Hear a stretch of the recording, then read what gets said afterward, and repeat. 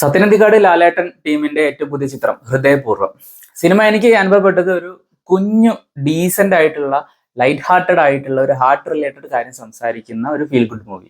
വളരെ രസകരമായിട്ടുള്ള ഒരുപാട് മുഹൂർത്തങ്ങൾ നിറഞ്ഞൊരു സിനിമ തന്നെ ആയിരുന്നു.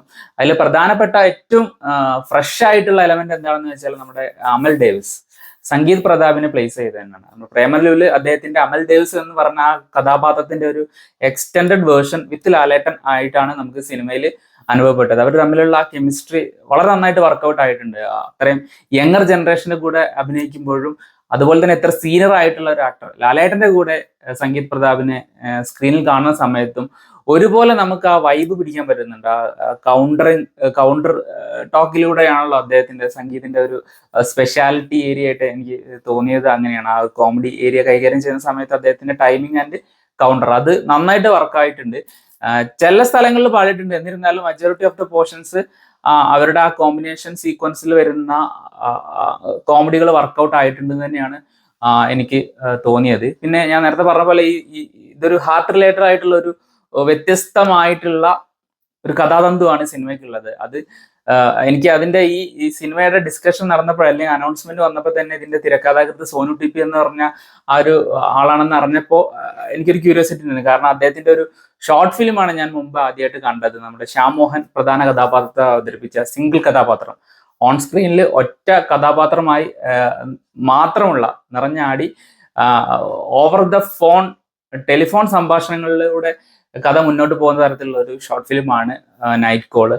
വളരെ മനോഹരമായിട്ട് പാക്ഡ് ആയിട്ട് ഒരു 6 മിനിറ്റ് ഷോർട്ട് ഫിലിം എടുത്തു വെച്ച വ്യക്തിയാണ് സോനു ടി പി. അദ്ദേഹത്തിന്റെ തിരക്കഥയിൽ സത്യനന്ദിക്കാട് കൂടി ചേർന്ന് വരുമ്പോൾ തീർച്ചയായിട്ടും ഒരു വ്യത്യസ്തമായിട്ടുള്ള ഒരു സിനിമാറ്റിക് അനുഭവം പ്രതീക്ഷ ഉണ്ടായിരുന്നു. അത് ഏറെക്കുറെ ഞാൻ വിചാരിച്ച പോലെ അല്ലെങ്കിൽ പോലും ഒരു ഫീൽ ഗുഡ് മൂവി എന്ന ലേബലിലോട്ട് വരുമ്പോൾ സാറ്റിസ്ഫൈ ആവുന്ന തരത്തിൽ തന്നെയാണ് വന്നിട്ടുള്ളത്. ഇത് ലാലേട്ടനെ അങ്ങനെ മാസ്മരികമായിട്ടുള്ള പ്രകടനങ്ങൾ കാഴ്ചവെക്കാനുണ്ടോ എന്ന് ചോദിച്ചു കഴിഞ്ഞാൽ അതിന്റെ ആവശ്യമില്ല. ഈ സിനിമയ്ക്ക് അത് ഡിമാൻഡ് ചെയ്യുന്നില്ല. ലാലേട്ടൻ ആ കിട്ടിയ ക്യാരക്ടർ നന്നായിട്ട് തന്നെ ചെയ്തിട്ടുണ്ട്.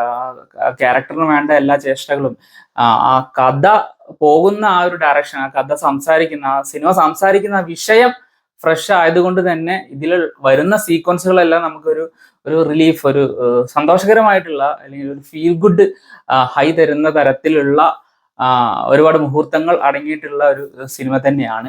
പിന്നെ എനിക്ക് തോന്നിയത് ചില സമയത്ത് തുടക്കത്തിൽ ഇനീഷ്യൽ ടൈംസിൽ സിങ് സൗണ്ട് ആണ് ഉപയോഗിച്ചിട്ടുള്ളതെന്നാണ് അവർ പറഞ്ഞത്. ആദ്യമായിട്ടാണ് ലാലേട്ടൻ സിങ് സൗണ്ടിൽ ഒരു സിനിമയിൽ അഭിനയിക്കുന്നത്. അപ്പോൾ എനിക്ക് അത് അറിഞ്ഞത് കൊണ്ടാണോ എന്നറിയില്ല, ആ ഒരു ഇനീഷ്യൽ സീൻസിലെല്ലാം ആ സൗണ്ട് അങ്ങോട്ട് സിങ്ക് ആവാത്ത മീൻസ് നമുക്ക് ആ യൂഷ്വലി നമ്മൾ ലാലേട്ടന്റെ ഡബ്ഡ് സൗണ്ട് അല്ലേ കേൾക്കാറ്. അപ്പോൾ ലാലേട്ടൻ ഓൾവേസ് ഡബ്ബിംഗ് സ്റ്റുഡിയോയിൽ മാജിക് കാണിക്കുന്ന ഒരു വ്യക്തിയാണെന്ന് ഫിലിം മേക്കേഴ്സും അതുപോലെ തന്നെ ഡയറക്ടേഴ്സും പറയാറുണ്ട്. അപ്പോൾ അദ്ദേഹത്തിന്റെ ആ സ്ട്രെയിറ്റ് ഫ്രം ദ സെറ്റ്സ് ആ സൗണ്ട് ഉണ്ടല്ലോ, അത് സ്ക്രീനിൽ കാണുന്ന സമയത്ത് ആ ഇനീഷ്യൽ സീക്വൻസിലൊക്കെ ഒരു സുഖക്കേട്, ചെവിക്കൊരു സുഖക്കേട് പോലെ തോന്നിയിട്ടുണ്ടായിരുന്നു. പക്ഷെ പിന്നെ പോകെ പോകെ അത് ശരിയായി.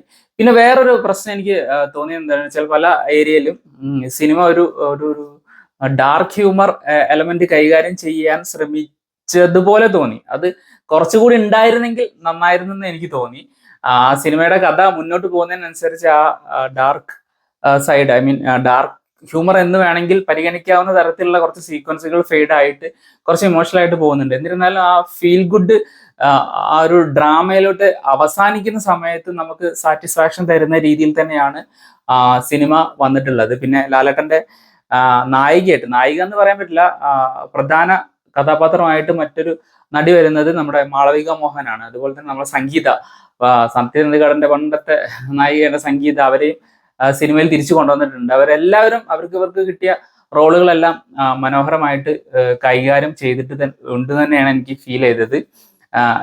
സംഗീത് പ്രതാപിന്റെ ഒരുപാട് കൗണ്ടേഴ്സ്, നല്ല വർക്കായ ഒരുപാട് കൗണ്ടേഴ്സ് ഉണ്ടായിട്ടുണ്ടായിരുന്നു. ഞാൻ നേരത്തെ പറഞ്ഞ പോലെ ആ ഒരു എക്സ്റ്റെൻഡഡ് വേർഷൻ ഫ്രം പ്രേമലു, ആ അമൽ ഡേവിസ്, അതുപോലെ ലാലേട്ടന്റെ കൂടെ കാണുമ്പോഴുള്ള ആ ഒരു ഫ്രഷ്നെസ് മൊത്തത്തിൽ സിനിമയ്ക്ക് ഒരു പുതിയൊരു രൂപം അല്ലെങ്കിൽ ഒരു സന്തോഷകരമായിട്ടുള്ള ഒരു വ്യത്യസ്ത തലം കൊണ്ടുകൊടുക്കാൻ സാധിച്ചിട്ടുണ്ടെന്നാണ് ഞാൻ മനസ്സിലാക്കിയത്. അവർ രണ്ടുപേരും സ്ക്രീനിൽ വരുമ്പോൾ തന്നെ ഒരു ആശ്വാസമുണ്ട്, കാണുമ്പോൾ തന്നെ ഒരു ഫൺ, ഒരു പീസ്ഫുൾ ആയിട്ടുള്ള ഒരു സംഗതിയായിട്ടാണ് എനിക്ക് തോന്നിയത്. അപ്പോൾ എൻ്റെ ഉള്ളിൽ ആ ഒരു സിനിമ പ്രേക്ഷകൻ ഏകദേശം ഒരു 85% സാറ്റിസ്ഫൈ ആവുന്ന തരത്തിലാണ് സിനിമയുടെ ഔട്ട്പുട്ട് വന്നിട്ടുള്ളത്. നല്ല നല്ല രീതിയിൽ എൻജോയ് ചെയ്യാവുന്ന, ഫാമിലി ആയിട്ട് പോയിട്ട് ഈ ഓണത്തിന് നിങ്ങൾക്ക് എൻജോയ് ചെയ്ത് വരാൻ പറ്റുന്ന ഒരു ലൈറ്റ് ഹാർട്ടഡ് ആയിട്ടുള്ള ഒരു ഹാർട്ട് റിലേറ്റഡ് മൂവിയാണ് ലാലേട്ടന്റെ ഏറ്റവും പുതിയ സിനിമയായ ഹൃദയപൂർവ്വം. ഈ സിനിമ നിങ്ങൾ കണ്ടവരാണെങ്കിൽ നിങ്ങളുടെ അഭിപ്രായം താഴെ കമന്റ് ബോക്സിൽ രേഖപ്പെടുത്താം. മറ്റൊരു വീഡിയോ ആയിട്ട് വീണ്ടും കാണാം. ബൈ.